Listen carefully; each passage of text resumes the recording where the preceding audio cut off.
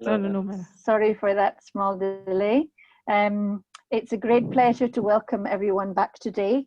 This particular topic you were asking about the last few days. So for our faculty today, we've been discussing triage, we've been discussing symptom control, but coming up in all of those discussions was how do we explain these things to family? What do we do when we've made a triage decision as a team, but the family are not so accepting of that decision? And how do we just cope with the distress that is there, particularly for family members? I'm delighted to welcome two experienced faculty and also two nursing faculty. So it's exciting today. This is the first time we've had both of our faculty nurses, and they're both very experienced nurses. They're both experienced in training in their own fields and have been training on this course. And I've had the privilege of working with Stella in particular in Mizoram, training in Mizoram. So that was a real privilege. So I'm going to be handing over to very good hands. I know that as a group you've been participating well. Please continue to do that and to share your thoughts and your ideas as this session goes. And I'll be joining and observing as we go. So welcome to you from the Philippines, from Nepal, from across India. And I hand over now to Stella and to Terry. Thank you so much. Thank you so much, ma'am, for the nice words. I welcome all the participants also. And it's already time. We will start off. And I hope my name is full name. I will tell Alice Stella Virginia. Okay. So everybody knows me as Stella.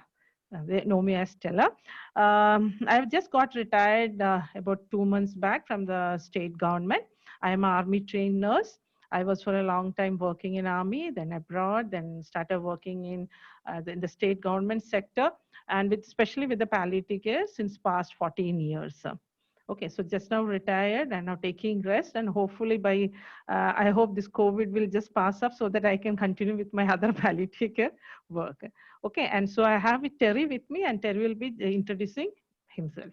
Yes, Terry. Hello everyone, I'm Terry. I'm a nurse, but currently working as a research associate in Institute of Palliative Medicine. Nice meeting you all. Yeah, we'll start the session. Okay, so Arun, I will share the. Yes, ma'am, you can share. Okay, thank you.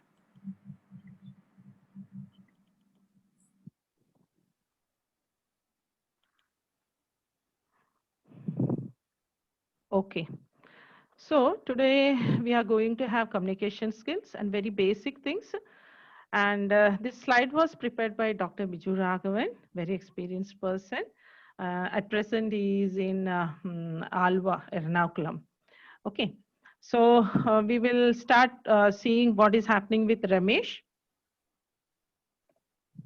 So today's for the our overview and learning objectives will be the challenges in communication, managing the challenges, some do's and don'ts, communicating bad news, how to communicate a bad news, and then reaction to the grief, and of course managing stress, especially anger.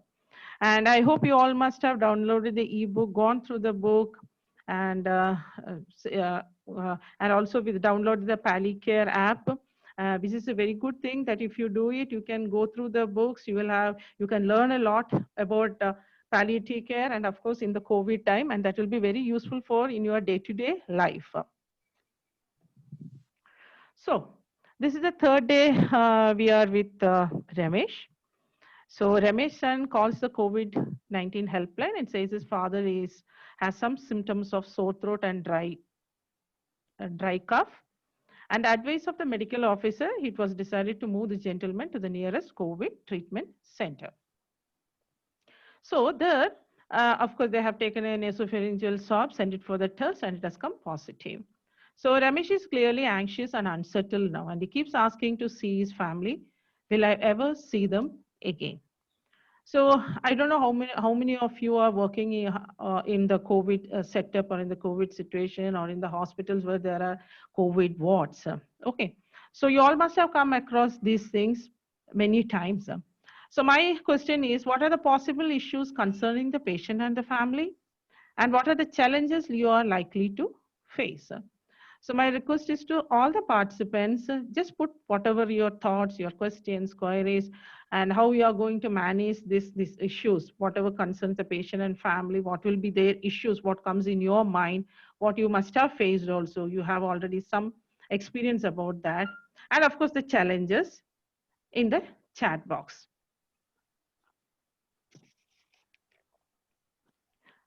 And Terry, you can just see the chat box, and if something is there with one or two questions, if we get it, we can just go ahead with that. Yes, ma'am.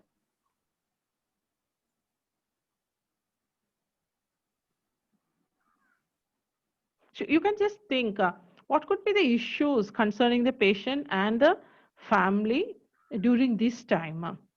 Because you all know the patient will be inside, the family are outside, sometimes even not able to see and all. Many things happens.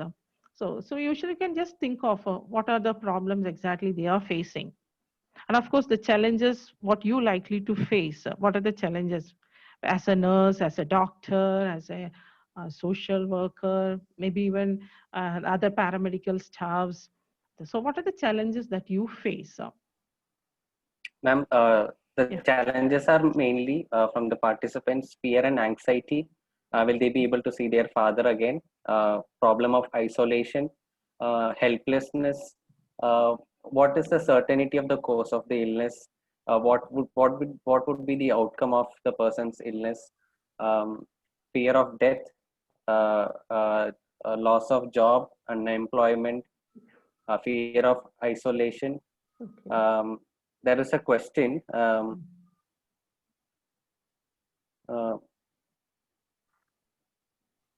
as doctor, how aggressive can you be given that he has many comorbidities? That since he has many comorbidities, how aggressive can you be as a doctor? I think it is in relation with the treatment. Please correct me if I'm wrong. Other problems are depression. Um, Issues faced by the medical faculty will be denial of acceptance.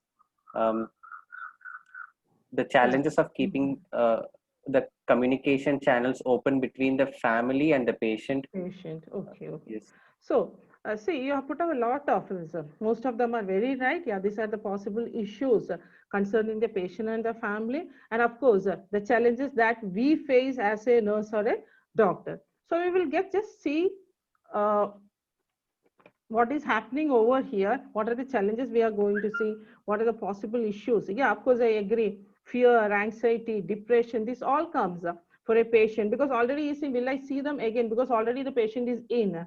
So, and it is not as usual because the family is kept out, they cannot even visit. Okay, so these are the concerns of the patient, and the family also have the same concerns. Will be able to see him again? What to whom to ask? These things are there. So let us go through the journey now. So the next is the challenges of the communication. There are a lot of challenges in communication. So if we just look into the first and foremost, what I always feel is about the language itself. Language is a big challenge. If you don't know the language, had it. So especially nowadays, if the patient comes from another state to this Kerala, it's very difficult to ask them about their problems. Terry is smiling. So that's very difficult because Terry knows very well. Terry was working with us, no? So he was not knowing Malayalam. So that was a challenge for him. And of course, he learned also. Okay, so language is a challenge. You see the technological challenges, telephone coverage. Yeah, nowadays we all have a smartphone. Otherwise, we have that small one also, apart from the smartphone. But how many of the patients are given that to use it? And in the place where they are, if suppose the patient is allowed to use also to talk to his family or something, okay, the family, they may be in a very remote place, in a village or where there is no coverage. That coverage is not. That's how they are going to connect it. That's the big problem. And I don't know how many hospitals are allowed them to use the telephone. I think about 2-3 weeks back when we had the same communication, this one, some of the nurses were they saying they were given the telephone, they can use the telephone, mobiles it seems, so that they can talk to the family. In that way, one way they can reduce their stress also. That was that one way. And telemedicine. Telemedicine, the problem is with the networking. That's also difficult. Of course, from one hospital to another hospital, it is okay. Or in some other organization like, but home, it's again difficult and technologically challenged. That is so. I was telling like, now, if you ask me about my mobile itself, what all apps are there, which one to use, what I don't know really. Sometimes I get stuck up with that. Very few things I have learned so that I can use it. So think about our patients. Otherwise, like if I am working in a hospital and someone asks me about a mobile to do something, I won't be able to do it. So a lot of things are there in hand, but that's also a challenge for us. How to use it, whether it is working, whether the coverage is there, network is there, a lot of things are there. Then the challenges faced by the patients, as you all said, fear. What is the fear? The fear of the disease. And you know now our media is giving hell of problem. Daily we can hear something or the other. Okay. So that itself is a fear for us. Today we are hearing everything is fine, not many cases. Suddenly next with the same day after something we hear, yeah, the cases are the more cases have been diagnosed and people are coming to the hospital. And so one side the fear of the disease, what will happen to me, whether I will die in the hospital, or the thought itself something is bad is happening with me or with my family. Patients may feel what is happening to my family. I was there with my family since past 3 days. So maybe my wife is having, otherwise my husband, my children are also, they were the contacts. So I will have that fear also. Then anxiety about what? About the treatment itself. What treatment? Because you see in some in the media about sometimes they talk about Ayurveda, homeo. Some people say there is no use of any medication. So that is an anxiety. So what treatment they are going to give me? Will it cure me? And what will be the future? So this all are faced by the patient, and that too alone in the hospital. Anger. Anger towards what? Anger towards the system. First anger is towards the God. If a person is believing, he will be very angry with the God. Why this happened? And that anger itself can trigger, see, like stress. Okay, and other issues like even they will be angry because of financial problems and other family problems. So this all, what to say, these things, these anger, usually what happens, it triggers like stress. So the patient will be in stress. He don't know with whom I can talk, with whom I will share. Sadness, as you people said, helplessness, feeling helpless. I'm not able to do anything. Feeling of that loss, something going to lose from my side. I'm going to lose something. So the challenges, and of course, this is affecting the communication. So these are the challenges faced by the patients. And if you see challenge faced by the family and the society, you can see there is a wall in between. But still, I will what the society feel is even if I'm standing that side also, I will get COVID. People are there thinking like that also. And moreover, the fear of what? If the person who is working in a hospital comes to the apartment, she's going to infect others. If they're traveling in a bus, they will get infected. So that fear the society is having and the family is also having. And you all must have come to know or must have read also, it has come in the media, even family were refusing to, what to say, refusing their wives or sisters or brothers who are working in the hospital, telling them don't come to the house, you stay in the hospital itself. So that fear was there with them. And of course, stigma, as you all know, there is a stigma. The people usually what done, generally there is an unfair feeling about this, about the people. So there's a disrespect for us. So that is another problem. And of course, poorly informed. How much does they know about COVID-19? Very less knowledge about it. Many of the people don't have the proper knowledge of that. So these all things, ultimately what it shows to us is that the family and the society, because they have a lack of knowledge about the COVID and about the other things, what we are exactly doing in the hospital, how we are looking after the patient, they don't know about these things. And these all are challenges are faced by the family and society. And ultimately what happens, we are facing all the problems as the healthcare workers. So our challenges, you can see now, if you have anyone working in the COVID ward, you will be looking with all this PP kit. Yeah, you'll be in the PP. Everything is covered. I think your eyes will be visible. That also, if you put that goggles, and that also is gone. So we were looking so pleasant with a smile on our face, and what to say, wearing our only just our uniform and with a coat and these things. Okay. Now we look in another way, because we are wearing the PP, people cannot recognize you. If whether we are smiling, whether we are grumpy, we are angry, they don't know what is our facial expressions. So we too have our own anxieties and stress. And the first stress I will tell, anxiety is wearing this PP for 6 to 8 hours. You cannot drink water, you cannot go to go to the washroom, you cannot eat anything, you cannot touch any work. So that itself will give you an anxiety. And another stress is that anxiety is after removing all this, once I go home, whether I will infect others. That is another anxiety for us. So we are also anxious from our side. And with this mask and all these things, whatever you are talking, instead we'll be thinking whether they have heard it or not properly. Because it's very difficult, somebody with the mask, what we are talking, whether it is audible to them. See, these are the things it comes, the challenges that we face.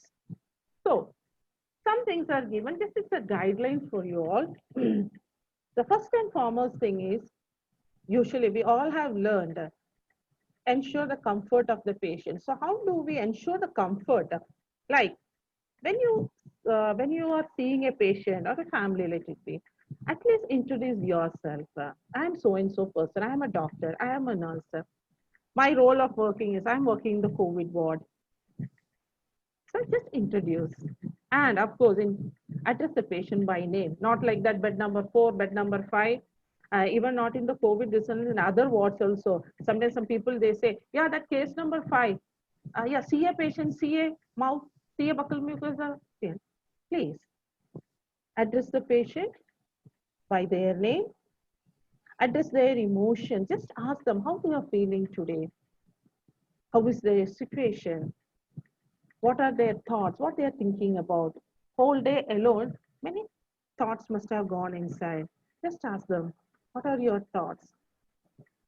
Can you share with me? Give them time for that. So that we have to listen.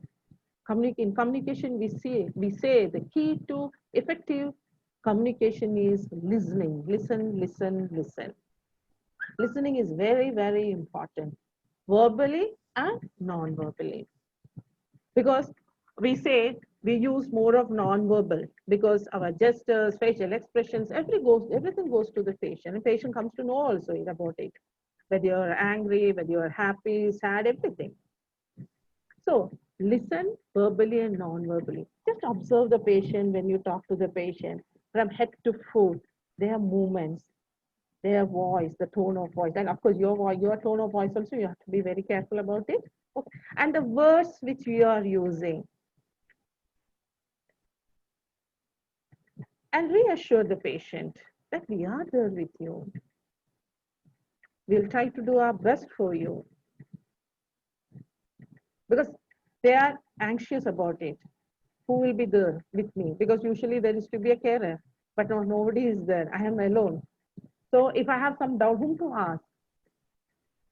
So just go to a patient, especially if a new admitted patient, just go to the patient, stand beside him, tell him, I am here to look after you. I'll take care of you. We will try to do our best for you. And any doubts, anything, anytime you can ask us. And of course, assess the need to information. That is usually like, we have to find out what the patient already knows. It's not that just I'm going and standing and giving everything to the patient. No need. Find out how much the patient knows, and also find out how much the patient wants to know. It's not that the whole book you're going to give the patient. No need at all. Because maybe the patient doesn't want to know more about these things. So find out what he already knows, then how much he wants to know. Maybe about COVID or anything about that. And of course, deliver the information with empathy. You all know what is empathy. We usually say putting our feet in somebody else's shoes. Okay, it is just like that, putting ourselves into their situation and see. And that is empathy. So with empathy, we have to deliver the information and especially keep the sentence short. Please avoid medical terms because they don't know what medical terms we are using. They cannot understand it. So in their own language, that will be the best thing to do. If you and you're the patient of the same language, try to deliver the deliver the news or whatever you are going to deliver in their own language so that they can understand. And it should be short because you can give it in bits. If in one stretch you sit within 15 minutes, you are going to give everything, half of the things must have gone only. He must have not heard only. First and foremost, suppose you just told him like, Acha, you are COVID positive. After that, everything gone. He'll be sitting and thinking about that only. And after that, you're just going on talking, nothing is going inside. So just give him a little bit of the things in a short words, in a short sentence, and avoid medical words. And of course, after everything, explore his emotions and provide support. Okay, emotions in the sense they may cry, maybe they are angry, but accept it because from their side, if you see, it is very right they can get angry. It's very right they can cry. And many times they keep silence also. That also you have to tolerate. And then you can ask the patient and find out why is anger, the reason for that anger. So that emotions, why that emotions has come, you have to just find out why that emotions, what is the reason behind it. And accordingly, you can talk to him. So these are the things we have to just keep in mind. We have to follow. Most of them will be following also, but many times what happens, something just goes above our head. Okay. Terry, anything? Any questions or something? Yeah, there was one conversation about uncertainty increasing the anxiety, and we were able to answer that. No, okay. Yeah, You address it. No problem. yeah, addressing uncertainty is not possible always, but addressing uncertainties definitely reduces anxiety and stress. In times where we are not able to address these uncertainties, we offer them support, and that was the discussion in the chat. Okay. Carry on. Now the possible solutions. So I too liked this very much. You see, on the PP they have put their photos. So suppose I am working only in that ward, at least that patient will come to know who I am. Okay. So they are happy that daily I am the same person going and visiting them. So treating the patient, this will be very nice. At least the patient will know that he's the same person since past 3 days I am seeing.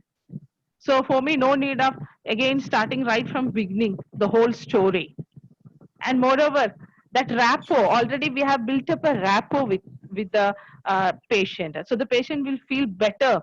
Patient will feel happy also. So I can talk to him. Patient will have that confidence. Okay, I can now today ask this doctor or the nurse about my doubts, clarify my doubts. I can tell him about my problems. So this this is one way that patient will come to know with whom he is talking or with whom she is talking. Okay. Now, we will come to some of these things, the don'ts and do's. So usually when we talk to the patient, we say, make eye contact. Eye contact is very, very important. If the patient is talking, don't look here and there. It means that you are not listening to the patient because we said the key to communication is effective listening. So look at the eye of the patient. There should be eye contact. Don't keep your grumpy or that stern face. Okay. In other words, it's a constipated face. Please don't keep that face. Okay. And that irritated tone. See, your tone patients can understand. When you are talking softly and when you are talking little rudely, they can make out. And of course, see, if you smile behind your mask also, they will know that you are smiling, because whenever you are smiling, you look at your eyes. The eye shows that you are smiling. Okay. So the patients will feel that at least they are smiling, and that even when you are smiling and talking, even that voice also changes. So that is how the patient comes to know that this person is smiling and talking to me. She's a very pleasant person. And categorizing and labeling. So I told you before also, like he's a COVID patient, that's a VIP patient, that is a cancer patient. No, please accept the people and of course respect the people. That is very important. Accept the people as they are. Be non-judgmental. Please don't judge them. And respect people for what they are. We are healthcare workers. We know what we are doing. But same thing, the people who come to us, they have come to us keeping in mind that we will help them. Okay, so accept them as they are and respect them. And of course, do not minimize or compare patients' problems. Usually, if some problem is there, we do say, "Na, don't get worried. Why you are worrying? That's a small problem." For me, a small problem. For others, it will be a small problem, but for me, it is a big problem. Maybe I had only just a fever, but for me, it is a big problem because my thoughts is that maybe it is COVID. So don't minimize it. And don't compare also saying that whole world is suffering. I'm not bothered about whole world is suffering. I'm bothered that I am suffering. So that comparison should not be there. Acknowledge the patient's emotions. That is very, very important. Acknowledge what they are undergoing. Like anybody in your position would perhaps feel this way also. That's why I said, put yourself on their situation or on their chair and see. If you put, you will come to know what they are feeling. So that is very important. And of course, don't assume that COVID-19, most of the people have the minimal symptoms, 80% do not need any treatment and all. How you know about it? We don't know. Anything can change anytime. Within one day, anything can change. I just now came to know my uncle was saying, just overnight, he was fine, running up and down, 90 plus his age, 90 plus his age, running up and down, he was cooking himself, he was staying alone. And overnight, that very next morning, night he slept, next morning he cannot get up. He was having body pain, all joint pains, and that was dengue fever. He was telling, he was so upset. Because this is depressing for him. He was telling, overnight I was not well. So we cannot assume what is going to happen very next minute. And ask and listen to them. Ask them about their problems, about their family, and sit and listen to them. Don't interrupt every now and then. Just give time and listen to them. Of course, you have to keep in your mind about the protocols of what is happening in the COVID. Every state had their own protocols and all that we have to follow. So don't forget the human touch. So now we are in the PP, at least we can touch also. Okay, just a touch. The touch gives a lot of difference also. It's got a lot of meaning. And regular briefing is very, very important. So touch I said with PP only. Okay, especially in the COVID wards and all. So with PP and regular briefing. That is very important. What is happening? At least one person, I mean doctors, nurses, whoever is given the charge, please go and brief to the patient's family. That's very important. I used to appreciate one of my doctors, our doctors, the head of the department, sir, where he was working. He used to, after the rounds, he used to go out. We used to keep the names of the patients. So he will call each and every, he will remember the patient very well. And then he will brief to them what is happening to the patient, how we are doing the management, whether we have to continue or not. Everything he used to brief. So the family who are standing out, they will have inside, okay, now we came to know what is happening. They come to know, okay, everything is being told to us. So this is the condition of the patient. So they are in that, they are very anxious to know about that. At least their stress will reduce. So now we are coming to the spike, communicating bad news. See, communication is one thing that through experience only you learn. And one more thing, whenever you communicate, see that someone is there with you to observe you also how you are communicating. How you will know that you are communicating very well. We don't know. Okay.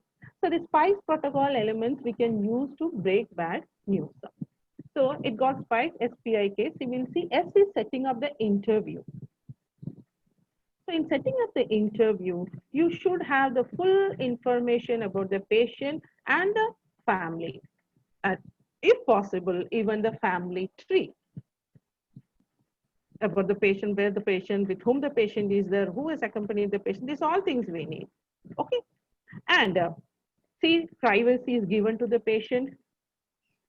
Patient's comfort we have to see, whether the patient can want to lie down or to sit or whatever it is. About your introduction about yourself, who you are. Find out if the patient wishes to have someone with them. Some patients would like to say that I need my wife or my children.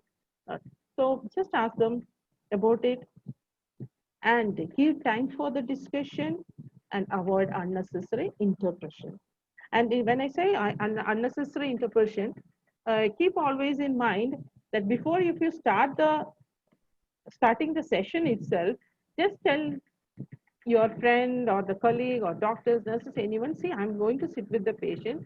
I'm going to sit to talk with the patient. So please don't disturb me until unless it is very emergency. That is very important. So once you are with the once you have set up the interview, next comes the assessing the patient's perception.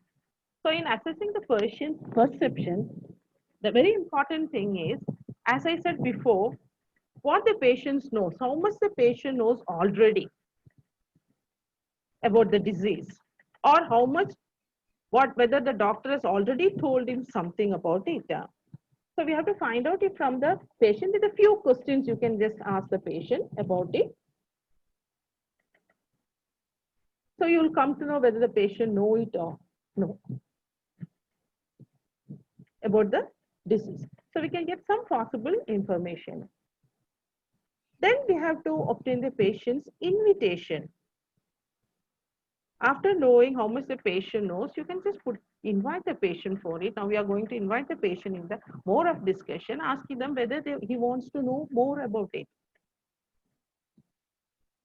Whether the patient needs us to explain more about the disease. And while you are asking such questions and you are explaining it, just see the facial expression of the patient. And of course, you can even ask if the patient, whether the patient wants to know more about it.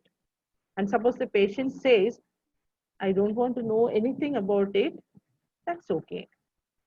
No need of explaining to him more about it, because he doesn't want to know means it is doesn't want to know. Okay, but you can keep it open and tell him anytime he wants to know more about it, he is welcome here, that we can sit and talk to him about it. It's not that once he says no means it is no forever. No. Anytime he needs, we can talk to him. And of course, give the knowledge and the information to the patient. That is just like giving a small warning shot. That usually when we talk about the cancer and all, we used to say we can see a swelling, it's not normal, it is abnormal. And these are the things what we usually, when we sit for breaking bad news, we usually talk to the patient. Then we pause for some time, see the expression of the patient, whether the patient wants to know, whether the patient is very silent, whether the patient is going to cry, what is his expression. Then only we can slowly, we can move ahead and trying to brief about it, how it is. Then next is E, addressing the patient's emotions with empathic response. Never say to the patient, don't worry, everything will be right. No, acknowledge the patient's feelings. You can just stand the patient. You can say, I know, I can see that you are getting angry. You are angry because you came to know about your disease. I can understand. So that words, the patient when hears, he also can understand. See, they are empathetic. They can understand my problems. So acknowledge the reaction and be with the patient. Do not leave the patient. And help the patient to take the decision also. So helping the patient to take the decision is give the options, explain them also. Give the option, explain to them about the options. Don't take a solution for them. Okay. You can give the option, wait for the patient, but you have to explain. When you're giving each and every option, you have to explain to the patient. These are the things so that they can take a decision about that. And after the last is the strategy and the summary. So, yeah, tell me. There is a very important question.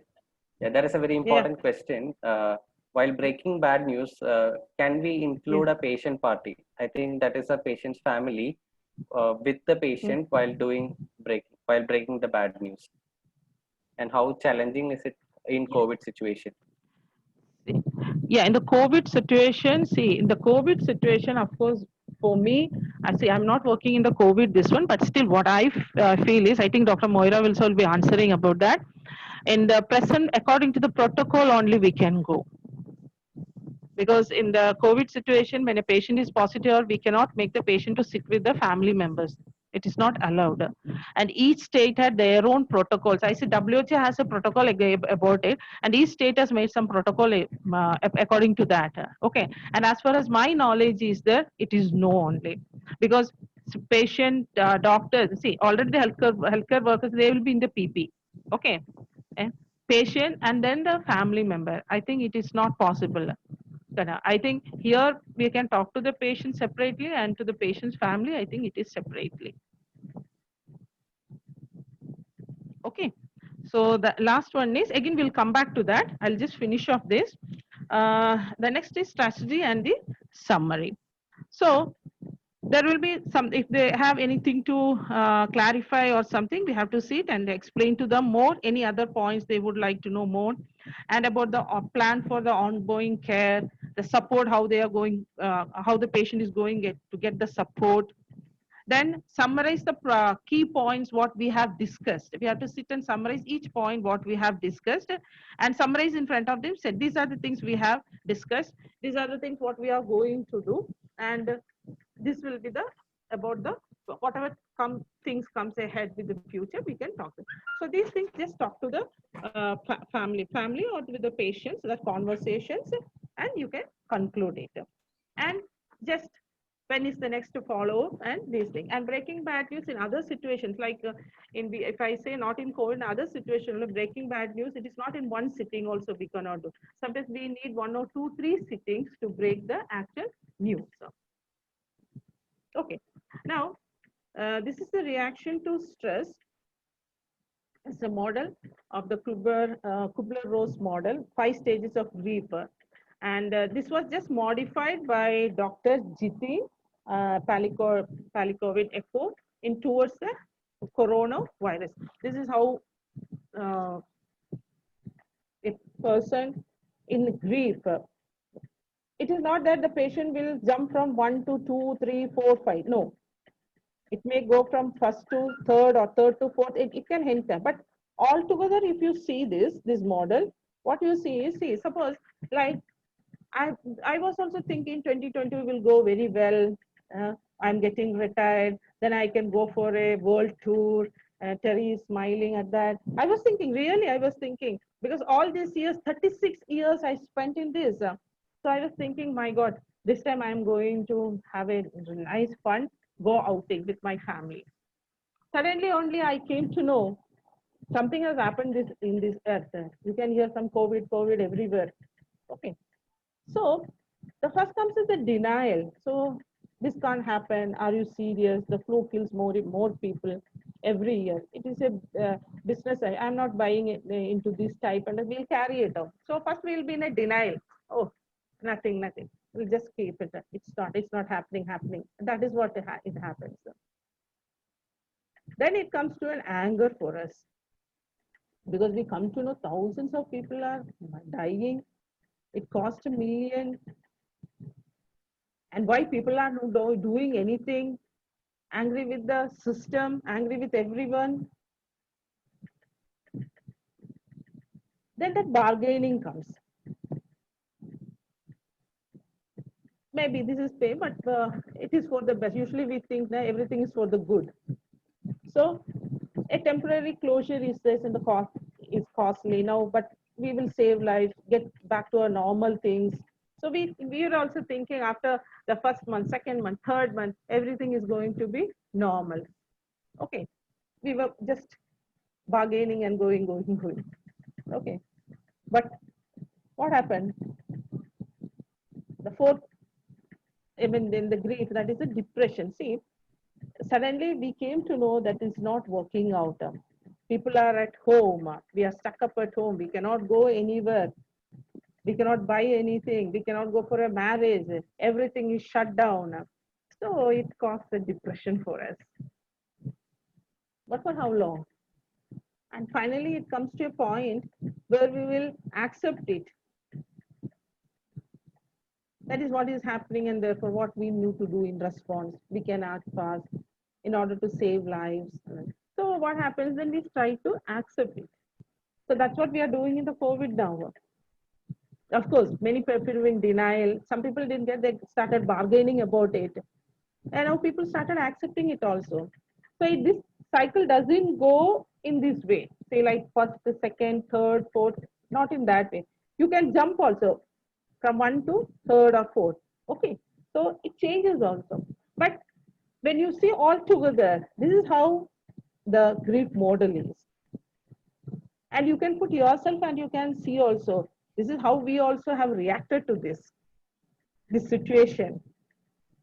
Many of us, we have reacted. I think majority of the people have reacted in this way. And so we come to Ramesh again. Ramesh condition has been stable for a day, but the nurse is saying that he's been little agitated and he's angry. So the nurse is feeling that he is getting angry. He is angry. So how will you manage this problem? So see, when you talk about the nurses are there for 24 hours in the hospital, so they come to know about the patient's reaction very fast. Okay, so I would like to ask you people how you will manage this angry and what could be the problem, what could be the reason for it. So you can put it in the chat box. You can just share in the chat box what comes in your mind, and Terry will be just looking into that. So anger, as you all know, normal anger, it is okay. You are getting angry. Still, I was just going to come in there. Why don't we stop for? Yeah, I think it'd be a good place to stop there and just see, because people have been raising some really interesting points, talking about how we can do this if we don't have people in the same room. Can we do it virtually? And also, some people were also talking about the component of spirituality and compassion in our communication. Yeah. So maybe those are issues we can chat a bit more. Particularly, I think, Sila, do you want to just comment on this issue of how we can do these things using virtual means? Virtual means, yeah. One can be video conferencing. That is one way, because nowadays people, most of them are having smartphone. So through that we can make a video conferencing. If the family is outside, we are inside, we can have a video conferencing. That is one thing. Even with the patients, as I said, with the patients, we can have a virtual meet. with the patient and their family. They can have, and I think Dr. Moira, last time they were saying in some hospitals they have been provided with the mobile, it seems, the set, so they give to the patient. Yeah, so I wonder if people can share, are they able to do this in their setting? What are the challenges they've found? Yeah. I know that I was a little late joining this morning because we were actually linking states in India, a place in Uganda, to jointly say goodbye to a family member who died of COVID. So these are challenging times, but the technology is also giving us some opportunities. But I personally would say that I found it quite hard to break bad news to family members in India via telephone. You know, I think that is hard. That is and I don't know, people can maybe share any experiences they've had that have made that easier, or things that are making that more difficult, because I think that is the reality. We're having to do a lot of these conversations right now without being in front of people. I think that Yadav, you've said a few times that we're able to use virtual mediums together. Okay. Yeah. Thank you. And I see some other things coming up. I think, Terry, you can maybe share some of the things that are coming up. Like private hospitals do allow one of the family members to visit the patient during his end of life days with PPEs.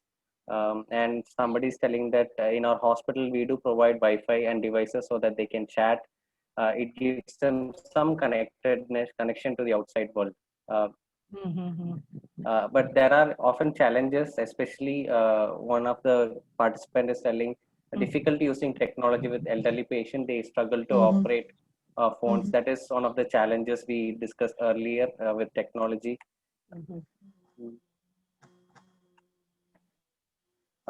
Regarding dealing with anger and emotions, one of the participants said we need to address and name the emotion.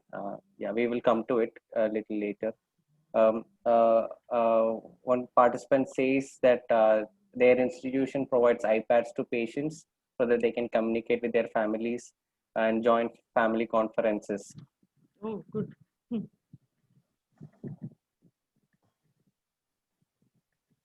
And I think this next point is also very interesting. Some people are letting relatives in if they're dying, but then there's the challenge of having to don PPE, isn't there? That may come up in our end of life session tomorrow. Thank you. I'll let you carry on with the next part. Thank you. Okay, thank you, Dr. Moira. Thank you, Terry. The next is like I was just telling about this one, anger. Okay.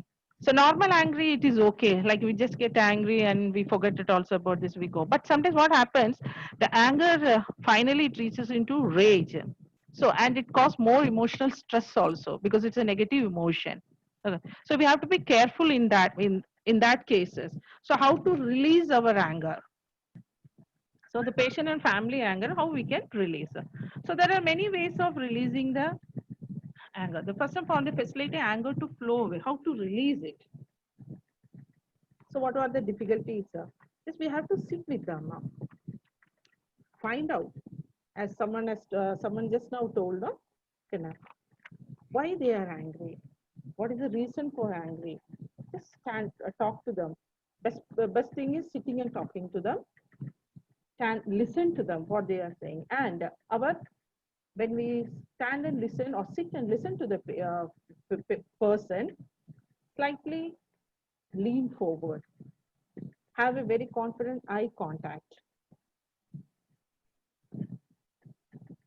discuss with them, that is resolving the situation. What was the situation? Why the situation happened? What was the situation? So you have to sit and discuss about it. And if anything has to be corrected, correct it then. And see, suppose if I have done it something wrong from my side, I have to apologize for that. I can just tell I'm sorry because I acknowledge the mistake, because I've taken the responsibility. It has happened. I'm sorry for that. And of course, give the person to think and respond to that. So you have to sit and listen that. And give time for that and finish it effectively so that it's in an acceptable way. So for this, we need time. So angry is one thing. Maybe the person will get angry and he will run away also. Like Dr. Param used to say, whenever a patient is angry, better to keep one person on our side. Suppose he comes to hit us or something, we have to be very careful about it also. But when you are angry, so here comes the self-care, and we have a session also towards the last. We have a session about the self-care, but still, here the self-care. When you get angry, anytime you people have noticed when you get angry, or anyone has to say that you are angry, have you realized that realized yourself that I'm getting angry, I'm losing my temper? So usually the best way is always arrange one person. There should be a spotter for your impending anger. Maybe it is a colleague or a friend or a family, anyone for that matter. And these are persons when we are losing our temper, they will just let us know that I'm losing my temper. And but one thing is that the spotter should be a very honest person also, okay, to tell you that you have lost your temper in so and so time, and this is the way you have spoken, and these things, so that I can accept it, I can correct it. So self-care is also very important. Why self-care is very important is because we are looking after others, and when we are looking after others, when we don't care for ourselves, everything is going to become upside down. Okay, so we have to find out when we get angry, and that's why so usually what we say in communication, just sit and think how you communicate with others, how you do your communication, whether you speak fast, whether you get angry, whether you interrupt every now and then, whether you sit in silent and listen to the person. Just have a thought about it. You can just put it in pen how you usually communicate, and practice self-care. Have a routine for you. See, like in the hospital, I mean, but for self-care, you should have it, like getting up in a time, meditating, doing some exercise. Make it as a routine. Some people have they get up at by 5 o'clock. As soon as they get up, doing prayers. Prayers is important for them. Some people go for a walk. Some people just sit on the bed itself and meditate for some time. Some people indulge in some hobbies. Otherwise, get connected with others. And I would like to ask for the participants also. Can you just tell me how you practice self-care? What all you do when you are in stress? How you release your stress? In which all way you release your stress? So there are a lot of ways to release stress. The only thing is we have to just practice, like sharing. One way I'll say, as if you're working in the hospital, one of your friend is stressed because of work or whatever it is there, just keep sharing it. That is why I said when we have a small meeting or a small get together, just share it. Say, I lost my temper, this was a problem with me. So when we share our problem, if something has happened during your routine work in the hospital, just share it with your seniors or colleagues and someone now, so that it just lets it out, it just comes out, it gets released from you, and you'll also feel That better about that. Yeah. yeah, there are a few responses to Yeah, your tell question. me. Yeah, sure, Uh, Terry. yeah, they step back for a while when they are angry. Good. Regarding self-care, guided breathing is very helpful. Practice deep breathing. One participant interestingly says he or she writes down what is bothering, and then they feel better. Okay, okay, Ventilating. Terry, I'll do one thing. I'll just conclude it and we will have Yes, talk yes, about it. yes. Okay, okay. So the further resources are, and the training, these are the books. This will help you a lot in you people getting trained, and these are the further resources. So a lot of resources are there. And of course, the contributors you can see, that's why we have to be thankful to all these people, like from Dr. Raj Gopal, Dr. Moira, Dr. Chitra, Dr. Shobha, Dr. Rajeshri, Dr. Biju, Dr. Sumita, Dr. Sunil, and of course, Smriti. So they have taken a lot of pain to make this ebook, and of course, these these slides also. And we are thankful to all of them, and because I think all over the world, uh, people had, it was helpful for all the healthcare workers. So we are thankful to them. And now we'll come to the open forum. Arun?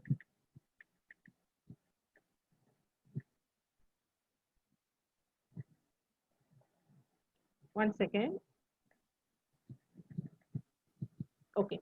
So now we will have the questions. We have Dr. Moira also. So we will have the questions and share. Anyone have raised their hands and everything, we can have now.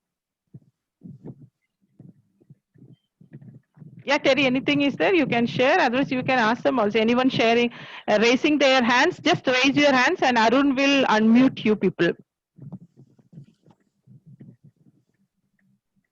I think, Terry, you can share. There's some really lovely ideas coming about how people are caring for themselves. Yeah.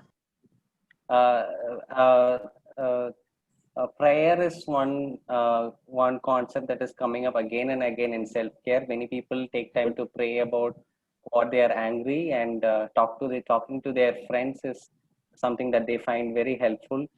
Taking a break is something that they do that is very helpful to them. Going for a hike is another thing.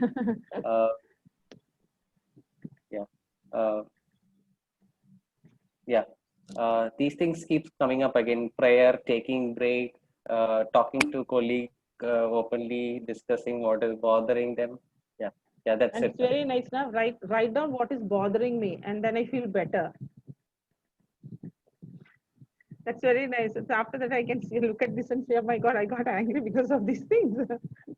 Writing and saying, listen to writing down music. kind of slows us. Yeah. You see, I listen to classical music. Who is this? Vidisha Vallabh. Yeah, classical music. Very good. And with my colleagues. Anything else? Anyone want to open up and talk to us? Especially about their experience. Any person who have anytime faced some problem with communication with a patient or a family, you are welcome for that. Ma'am, Stella ma'am? Yeah. Ma'am, now it is open. Anybody want to speak means they can unmute themselves and start Themselves. Yeah. So you people can unmute yourself and could start speak. If you don't want to unmute, it's no problem. But we just have around 10 minutes if we want to use it for either asking any questions or sharing any experience, or just things that come into your mind, because this is such an important issue. And it's lovely that we finish the session thinking about how to support ourselves and support one another. I like the fact that someone says sleeping. I like sleeping. Sleeping is also about rest, isn't it? It's about allowing yourself time to rest, and that's very important. Yeah. So just any last questions or queries or reflections, you may still be thinking, and that's okay. Or you may have a story you want to share with us. Hey, look at cake.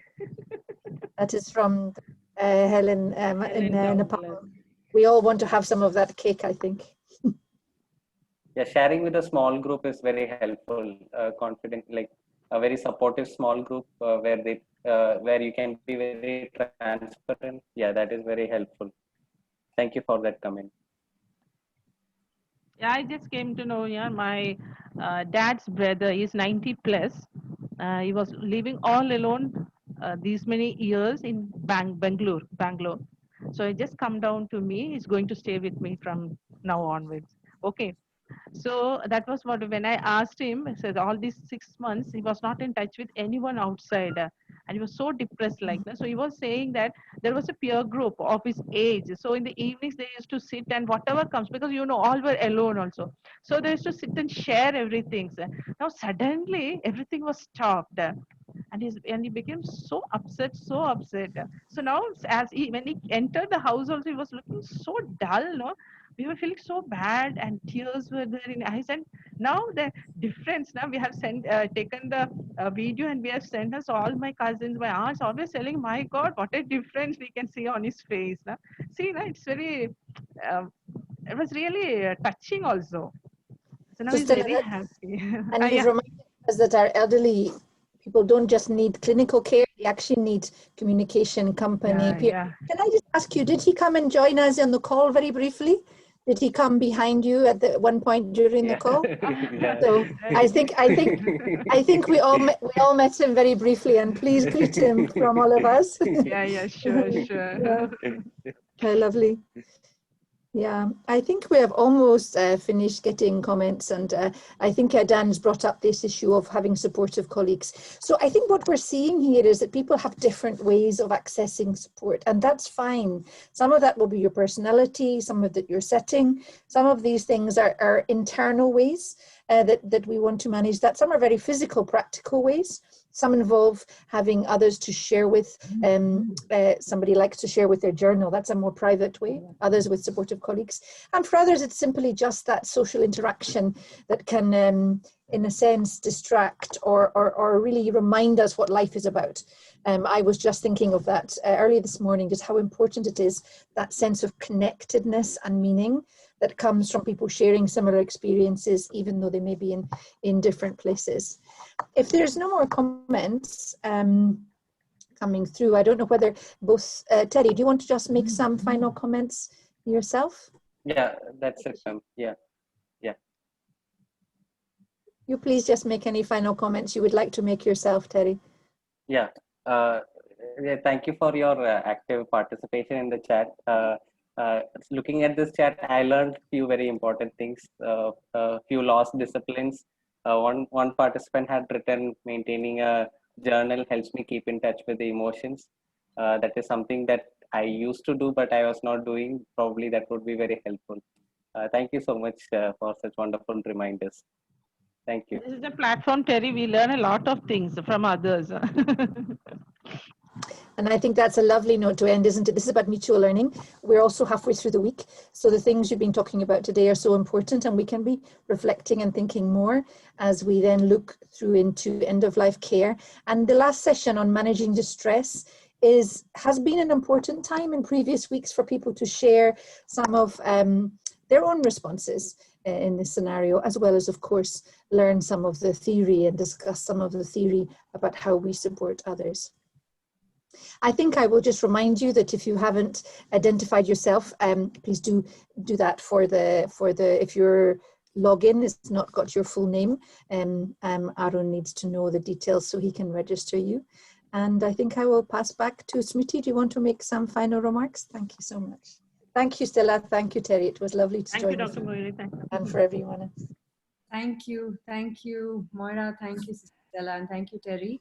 I unfortunately missed the first half of the session, but I came in just in time to see all the wonderful interactions in the chat box. And like Terry said, there are some very timely reminders for all of us as well. And we learn as much from you as we hope we're able to share. Just to reiterate what Moira said, the names that are not yet appearing, it's very important for us to have your names so that the certification process can be completed. And yes, tomorrow's session on end-of-life care, I'm sure will have a lot of relevance for everybody. I encourage you to please go back to the ebook and to the webinars that are accessible to you to go through them before you come for the session tomorrow. And do give us your feedback in the poll that Arun will just post on the screen. So do take a few minutes to fill that in before you check out, and see you all tomorrow. And thank you for joining us today. Okay, it is apologies to say that today also we don't have any live poll, but we have the feedback link. I will share it on the comment box. And please do it now. It's a request because your feedback is extremely important to us.